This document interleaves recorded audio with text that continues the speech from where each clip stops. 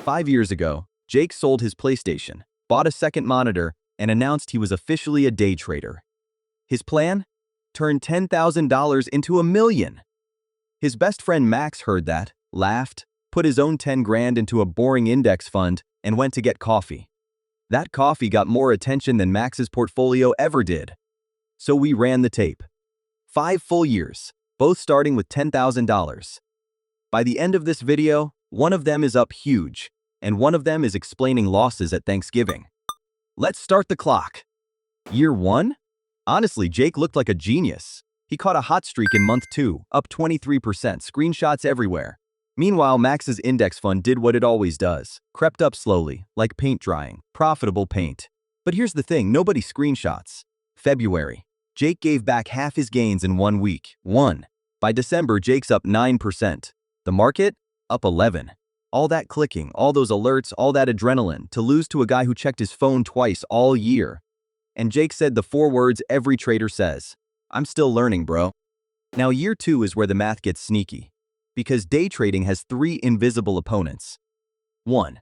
Fees and spreads. Every single trade pays the house a little slice. 2. Taxes. Short-term gains get taxed like income, so over a third of every win can just vanish. And 3. The big one, your own brain. Studies of millions of trading accounts show the same pattern. The more you trade, the worse you do. Jake made over 1,200 trades that year. 1,200 chances to be human.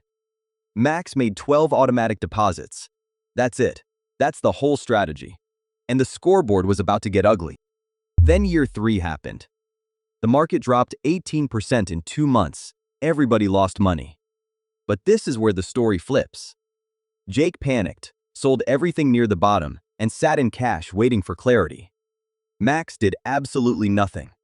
Actually, better. His automatic deposits kept buying the dip on autopilot without asking his opinion. And when the market roared back the next spring, Jake was still on the sidelines. He missed the 15 best days.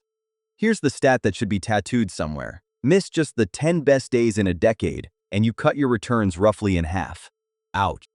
Year 4, Jake came back swinging. New strategy. Options this time. Leverage. Because when regular losses aren't fast enough, you can lose money with multipliers. He hit 2 monster wins that summer, up 40% in 6 weeks. The group chat went wild. But leverage cuts both ways, and one bad earnings call took back 3 months of gains overnight. Meanwhile, Max hit a milestone he didn't even notice. His account crossed $15,000, a 50% gain, while he was at his kid's soccer game. He found out a month later. He said, neat. That's it. Neat. All right.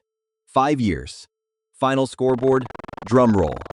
Jake, after fees, taxes, the panic sell, and the options adventure, $9,400. That's right, below where he started. 5 years of screens, stress, and sleepless nights to lose 6%. Max? $18,300, up 83%, doing nothing but staying in his seat. Same starting money, same market, same 5 years. One of them competed against the market, one of them just rode it. And before the comments say, "But my uncle's neighbor made millions trading." Sure, someone also wins the lottery every week. You're not betting on whether it's possible. You're betting on whether it's you. Here's the wild part. Jake isn't dumb. Jake is every one of us. Our brains are built for this exact mistake. Wins release dopamine, so we remember them. Losses feel like lessons, so we excuse them. And checking a portfolio 30 times a day makes every wiggle feel like a 5-alarm fire. The index fund wins precisely because it's boring. It removes you from the equation. No decisions, no timing, no heroics. Just owning a tiny slice of 500 companies while their employees work for you around the clock. It's the only game where the laziest player wins. On purpose. So what happened to the guys? Jake still trades, a little, but now 90% of his money sits in the same boring fund as Max's. He calls it his apology account. And Max still hasn't remembered his password. Look, the market pays for patience, not adrenaline. That's the signal in the noise. If this just saved you $10,000 in 5 stressful years, the subscribe button costs exactly nothing. Next Friday, investor versus sports bettor. Jake's cousin thinks parlays are a retirement plan. You do not want to miss that scoreboard. See you there.